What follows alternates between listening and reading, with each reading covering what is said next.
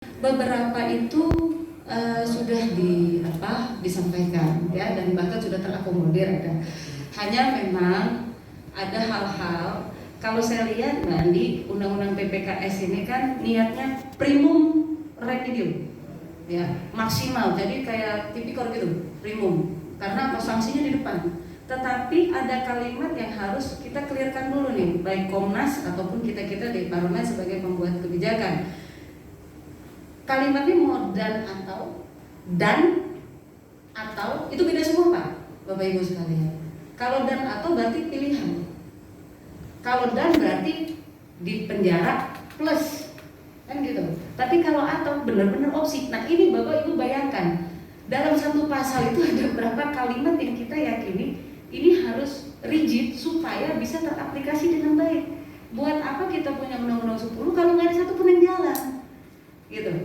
Nah, jadi saya yakin Komnas pun niatnya undang-undang ini kepengennya dengan kondisi hari ini banyaknya case by case yang muncul, ini the maximum itu harus dijalankan. Tapi ya itu tadi, jangan sampai multitafsir. Karena antara kita membuat kebijakan dengan nanti aparat penegak hukumnya multitafsir, percuma lagi Mbak. Nah ini hal-hal yang memang perlu saya sampaikan kepada masyarakat ya, bahwa bukan dihambat, no, tapi kita betul-betul kepengen ini undang-undang teraplikasi dengan baik, dengan merigidkan words by words, sentence by sentence, supaya ini bisa jalan dengan baik. Jadi bukan hanya mengeluarkan undang-undang tapi tidak ada implementasinya gitu ya Bu. Iya. Jadi kalau kita kepengennya ya sebuah kebanggaan juga buat orang-orang yang duduk hari ini sebagai wakil rakyat, kalau bisa bikin undang-undang itu teraplikasi. Berarti kita mensupport teman-teman yang di non parlemen kayak Komnas ya kan, kayak pemerintah. Tapi kalau kita bikin tapi nggak jalan kan kita sedih juga, ya kan? Kasihan korban-korban ini, mereka sudah expect banyak gitu, tapi nggak bisa jalan.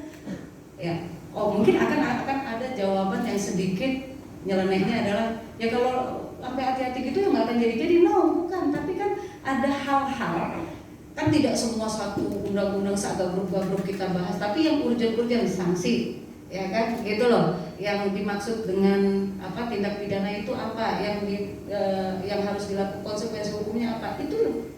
Pemulihannya siapa yang bertanggung jawab? Di mana posisi Kementerian Perlindungan Perempuan dan Anak? Di mana posisi Komnas HAM sebagai apa? Itu kan lebih enak tuh kalau di ini, ya kan? Nah, contoh mungkin sampai detik ini, saya yakin sampai tingkat kelurahan itu tidak ada sosialisasi secara baik. Karena saya kebetulan sering turun itu bagaimana perlindungan bagi para perempuan dan anak yang ada di pedesaan, itu nggak ada. Karena apa? Nah ini berarti kedepannya itu juga yang kemarin kami kalau memang mau sampai kelurahan. Karena apa? Mungkin aparat penegak hukum dalam quotes-nya kepolisian nggak akan sanggup ngejangkau situ, gitu loh. Nah ini menjadi perhatian kita bersama, bagaimana ini masuk dan bunyi di dalam undang-undang tersebut, gitu. Sekarang kita ke Ketua Komnas Perempuan Ibu Andi Yenti. Ibu, bagaimana nih Bu tanggapannya, kan setelah sudah muncul RUU TPKS di DPR RI dan pembahasannya sekarang sedang akan berjalan gitu. Kalau dari pandangan Ibu sendiri, apa sih sebenarnya hingga saat ini belum ada pembahasan yang konkret gitu, yang benar-benar detail untuk RUU TPKS ini? Apakah Ibu melihat bahwa pembahasan RUU TPKS ini terlalu detail dan terlalu substansial gitu? Kalau daripada Ibu sendiri gimana? Kalau detail dan substansial justru kami harapkan ya. Justru itu yang kita harapkan bersama. Terima kasih untuk pertanyaannya. Selamat siang, salam sehat dan juga salam bineka untuk kita semua. Saya selama Komnas Perempuan terima kasih sekali karena ada forum ini. Dan ini juga mengingatkan karena memang Komisi Nasional Anti Kekerasan Terhadap Perempuan sebagai salah satu lembaga HAM di Indonesia yang memang dimandatkan secara khusus melalui peraturan presiden untuk menghapuskan upaya untuk memajukan upaya-upaya penghapusan kekerasan terhadap perempuan, ini mendedikasikan dirinya ya untuk isu kekerasan seksual. Tidak bisa dilepas juga dari latar berdirinya Komnas Perempuan, yaitu tragedi Mei 98 yang sampai sekarang memang masih menjadi salah satu tragedi yang paling mencekam ya dalam sejarah Indonesia. Kita mengingat ada sejumlah kekerasan seksual yang terjadi di tengah kerusuhan, pembakaran dan penjarahan yang sampai sekarang juga belum tertuntaskan kasusnya. Dan segera setelah kerusuhan Mei, kita ingat dengan bergulirnya reformasi kan terjadi konflik di banyak daerah ya, konflik Ambon, Poso kalau kita ingat, tapi bahkan pembunuhan dukun-dukun santet di Pantura, lain-lain itu macam-macam lah. Dan di sejumlah situasi tersebut kekerasan seksual itu terus terjadi itu dalam berbagai rupanya. Karenanya pada tahun 2010 kami mencoba melihat ulang data kekerasan seksual di Indonesia dan mengenali ada 15 bentuk kekerasan seksual yang dialami oleh perempuan di Indonesia. Kita bicara 1 dekade yang lalu ya, 10 tahun yang lalu.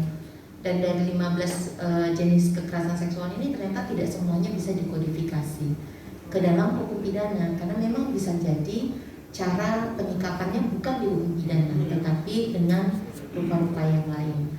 Nah, proses inilah kalau saya boleh menekankan menjadi salah satu kekuatan RUU TPKS hari ini, karena menggunakan pendekatan juga yang biasanya disebut dengan pendekatan pidana khusus internal, sehingga jelas cakupan mana dari kebijakan yang akan diatur ini, objek pengaturannya tidak bisa semua aktivitas seksual, tetapi hanya aktivitas atau tindakan-tindakan tertentu yang kita bisa langsung dengan jelas menentukan siapa korban dan siapa pelaku. Dan karena itu konseptualisasi tentang kekerasan seksualnya menjadi jauh lebih kuat. Kalau kita lihat perjalanannya kan karena RUU ini sudah dibahas sejak tahun 2015 ya, sebetulnya sempat terganjal di tahun 2019 dan berharap sangat karena 2020-2021 ini dengan Mbak Kiki dan kawan-kawan semuanya yang ada di balik, kita lihat ada kemajuan-kemajuan di dalam proses pembahasannya. Nah tentunya kalau ditanya kenapa pembahasannya berlarut-larut gitu, nah ini ada bagian yang kita bisa dengan jelas melihat, tapi juga ada bagian yang abu-abu yang menurut saya hanya pihak DPR dan eksekutif yang bisa menjawab. Kami nggak berada dalam posisi itu. Yang pertama menurut saya memang dalam perjalanan Komnas Perempuan selama hampir 22 tahun ini, kita mengenali bahwa memang isu kekerasan seksual itu bukan sesuatu yang gampang. Dia memiliki dimensi yang sangat kompleks. Nah tadi saya menyebutkan 15 jenis pada tahun 2010.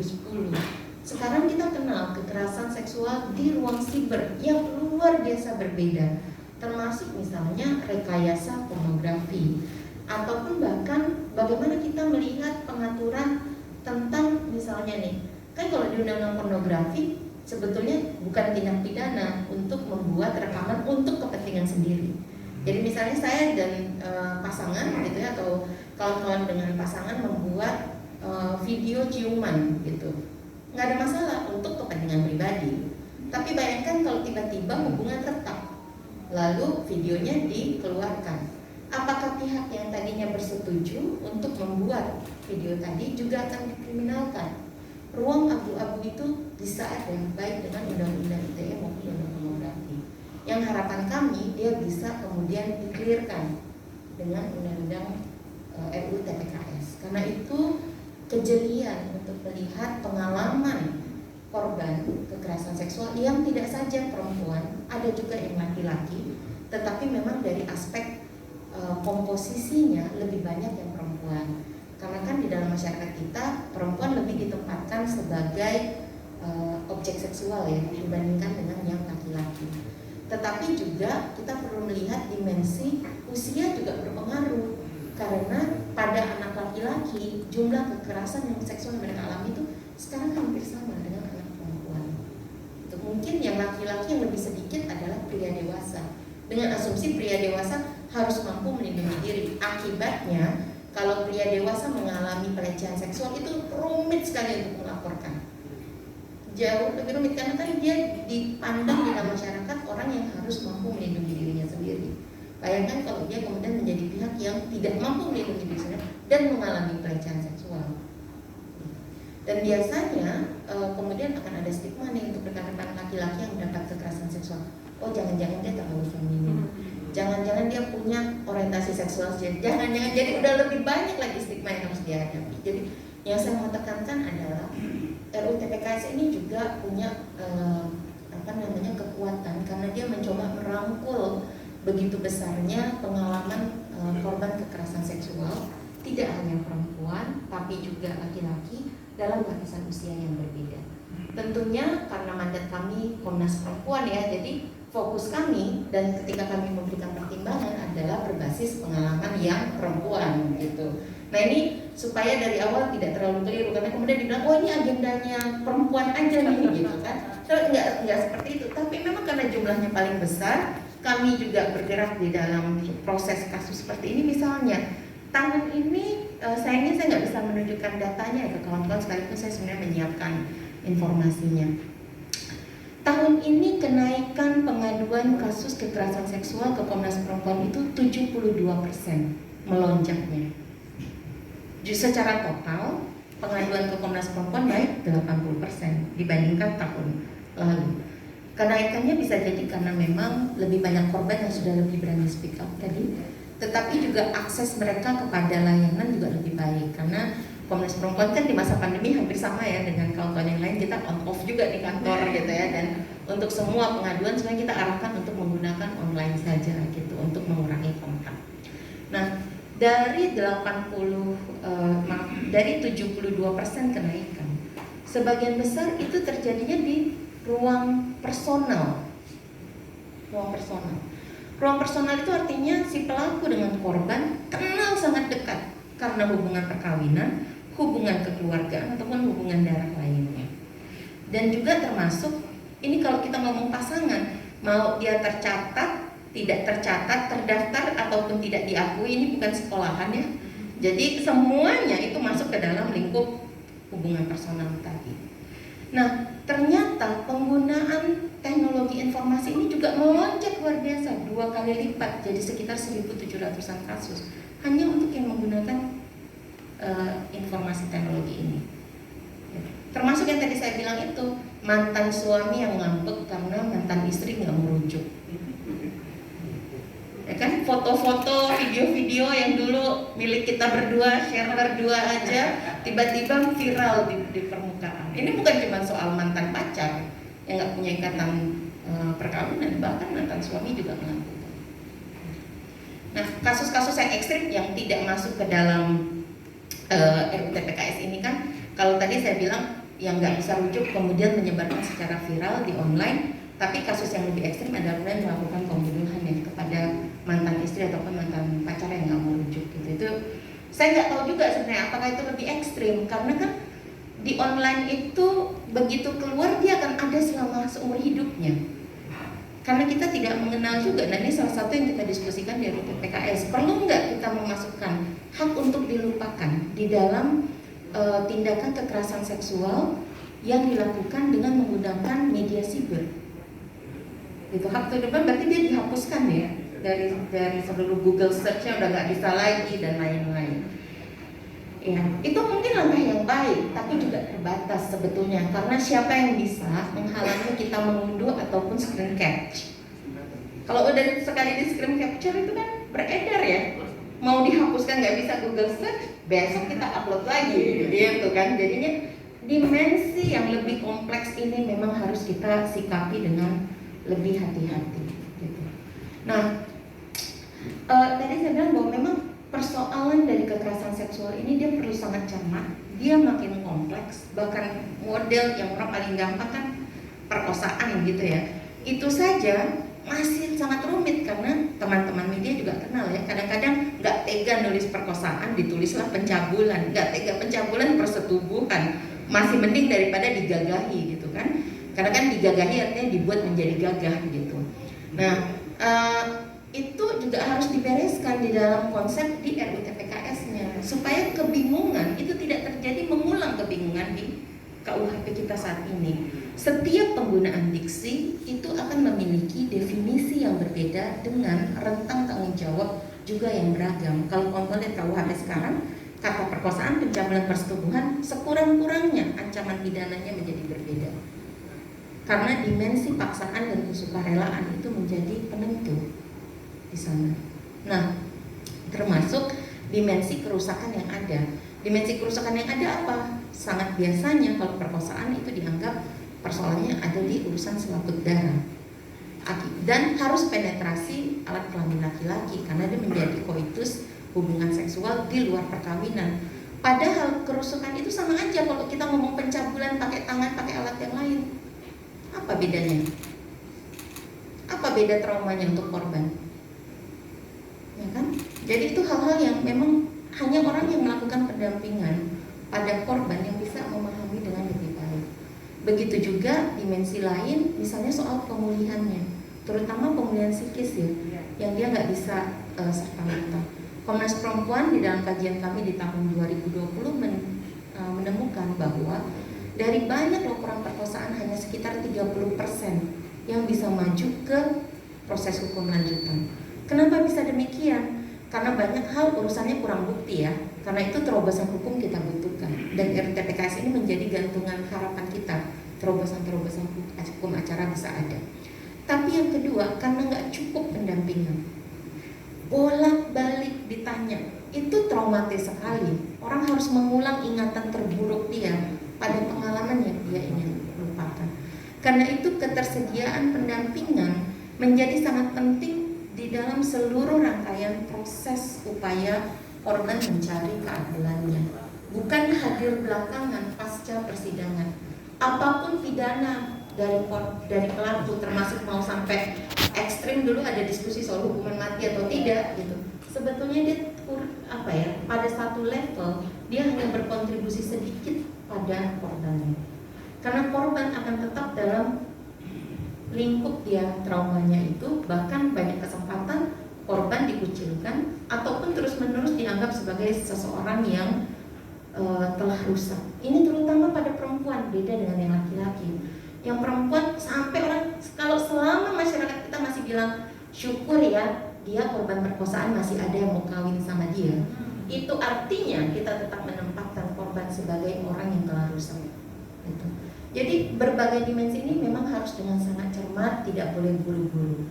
Pertanyaan sekarang, jadi kecermatan boleh. Pertanyaan sekarang adalah berapa banyak sumber daya yang mau diberikan untuk menunjukkan bahwa ini menjadi prioritas isu. Karena pada perumusan undang-undang yang lain, Omnibus Law itu berapa undang-undang yang dipantau ya, yang nggak boleh tumpang tindih, yang harusnya bisa direvisi, yang harusnya bisa komplementari, yang bisa saling menguatkan gitu kan ya. Itu kan terjadi dengan luar biasa gitu. Saya pikir di dalam banyak konsultasi dengan Komnas Perempuan dari masyarakat sipil, semuanya pada naik. Komnas coba tanyain dong ke DPR, kenapa sih prosesnya nggak bisa kayak Omnibus Law? Saya bilang, jangan tanya ke Komnas dong, tanyainnya sama DPR dan pemerintah gitu. Karena memang Omnibus jauh lebih kompleks kalau saya boleh bilang ya, dari aspek jumlah undang-undang, jumlah kebijakan yang harus direview untuk membentuk undang-undang tersebut. Nah, tapi itu menurut saya situasi yang sebetulnya bisa disikapi juga dengan konstruktif. Yang penting memang mata kita ada pada kepentingan terbaik korban, bukan karena kita menjadikan ini sebagai lahan. Kan sempat ada ya perdebatan kasus-kasus, isu-isu yang sebetulnya tidak secara serta-merta dia menyentuh pada kebutuhan korban sendiri. Nah, saya setuju kata per kata harus sangat dicermati. Komnas Perempuan juga sudah menyerahkan daftar inventarisir masalah kami ke pihak pimpinan, dan juga nanti bisa saya serahkan juga ke Mbak Kiki. Sebenarnya kebalik juga sudah agak beberapa minggu yang lalu. Saya ambil contoh saja, tadi saya menegaskan yang disampaikan oleh Mbak Kiki. Menurut saya ini memang kecermatan yang harus dimiliki oleh Alek dan kita semua yang sedang membantu merumuskan kebijakan. Misal, di dalam pasal tentang pelindungan ada disebutkan bahwa pihak kepolisian dapat memberikan pelindungan kepada korban. Menurut kata dapat di dalam hukum itu opsional, boleh, kalau mau ya boleh, kalau rasa perlu ya boleh, gitu kan, nggak salah. Tapi kalau nggak dikasih, salah nggak? Nggak juga, kenapa juga dapat, gitu kan? Nah, karena itu kami meminta agar kata ini diganti dengan wajib memberikan. Dan kalau boleh itu dilakukan dengan model seperti di Undang-Undang PKDRT. Jadi tadi kita belajar dari persilangan apa yang sudah baik di dalam sebuah undang-undang yang sebelumnya ada. Kalau Undang PKDRT itu detil ya. Dalam 1 kali 24 jam setelah pelaporan jika ada ancaman maka polisi wajib memberikan. Nah, sekarang kita juga sudah punya Undang-Undang PKDRT tahun 2004. Waktu itu LPSK masih dalam proses penyemaian. Sekarang LPSK sudah besar, dia punya undang-undangnya sendiri, dia akan punya bahkan kantor wilayah. Kita harus memastikan terus bagaimana perannya tadi dalam upaya perlindungan itu.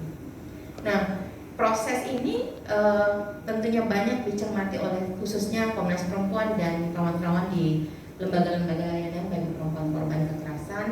Kami juga tahu ada beberapa sesi diskusi yang dilakukan oleh Satgas RUU TPKS yang dibentuk oleh Presiden untuk upaya percepatan pembahasan. Secara khusus Komnas Perempuan berusaha untuk bisa berdiskusi dengan setiap elemen yang ada di dalam DPR termasuk fraksi-fraksi. Kemarin sebetulnya saya secara khusus diminta oleh DPD memberikan pandangan apa yang menurut kami harusnya menjadi penguatan, apa yang sudah baik dipertahankan, apa yang kira-kira jurang yang masih harus diperkuat. Karena yang di dalam RUTPKS ini perlu kami sampaikan juga, memang ada banyak terobosan yang sangat penting, yang juga menyerap misalnya perkembangan di institusi penegakan hukum, termasuk misalnya bagaimana memastikan kapasitas dari aparat penegak hukum yang akan menentukan maju tidaknya proses hukum bagi mereka. Jadi mungkin itu dulu pengantar dari saya untuk kita diskusi lebih lanjut. Terima kasih.